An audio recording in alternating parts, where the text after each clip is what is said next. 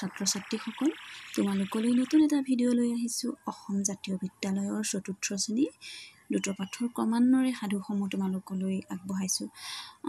যদিহে তোমালোকৰ এই ভিডিঅ'সমূহে উপকৃত কৰে তেনেহ'লে মোৰ চেনেলটো ছাবস্ক্ৰাইব কৰি ল'বা আৰু যিটো বেল বুটাম আছে সেইটো প্ৰেছ কৰি থ'বা, তেতিয়া তোমালোকে মই ভিডিঅ' এৰিলে তোমালোকে গম পাই যাবা।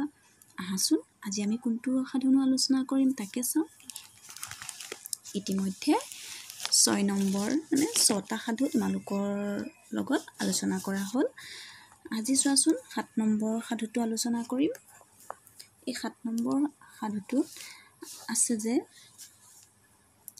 তেলীয়া হাৰেং আৰু ফেচু।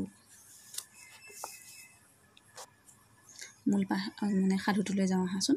টুকুৰাই বিশ্বাসঘাতকতা কৰাৰ পিছত চৰাইবিলাকে দেখিলে যে সিহঁতক এজন ৰজা লগা হ'ল, নহ'লে আৰু নচলে।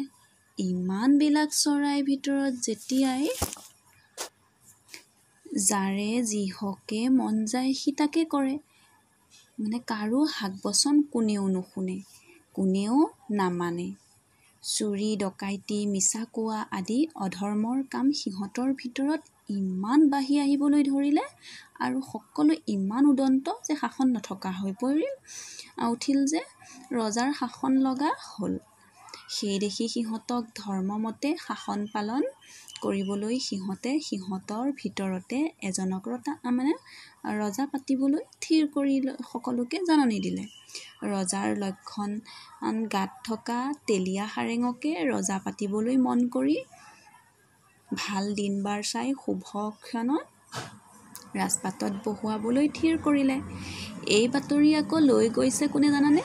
তেলীয়া হাৰেঙক দি আহিবলৈ কাউৰীৰ গাত বাপ পৰিল।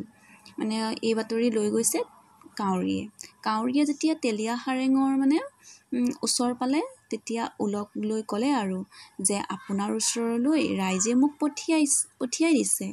তেলীয়া হাৰেঙে ঘৈণীয়েকক মাত দিলে, শুনিছনে? হয় শুনিছ, কলৈ গলি?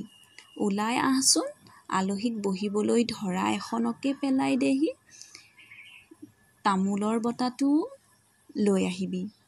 গিৰিয়েকে মতা শুনি তেলীয়া হাৰেঙনীয়ে কি কৰিলে?